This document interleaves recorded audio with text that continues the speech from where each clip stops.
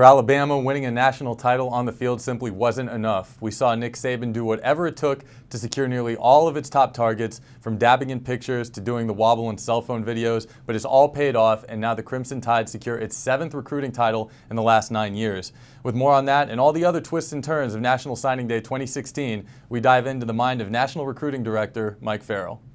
The Alabama Crimson Tide win the recruiting title for Rivals.com again, 7th time in 9 years, picking up nearly double-digit commitments on signing day. We all knew they would close strong. We all knew they would get a few 5-stars, and we all knew that they would get the linebacker duo in state of Ben Davis and Mack Wilson. What these two bring to the table are completely different things. You've got Ben Davis, who I think is that inside guy, that big backer that Alabama loves to have roam the middle, come up and thump.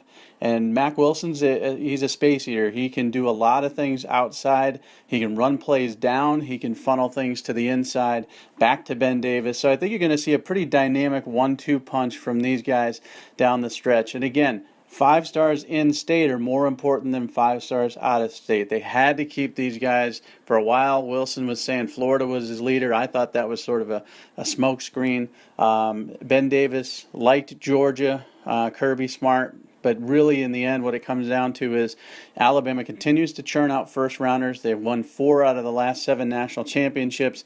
They have the biggest brand in college football, and they can sell everything about it. National championships, NFL draft, millions of dollars at the next level, great coaching. You're always going to be in contention, so it's really hard to beat them. Florida State gave it a run, but Alabama finishing number 1. Now, some surprises on the day. Now, usually there's some stunners, and I don't think there was anything really stunning, but Jeffrey Simmons, the 5-star defensive end in Mississippi, I had going to Alabama in a tight battle against Ole Miss, and then he commits to Mississippi State. And Mississippi State usually gets a big-time 5-star down the stretch every year, so I should learn my lesson. I haven't yet, clearly, but that was a great pull for Dan Mullen.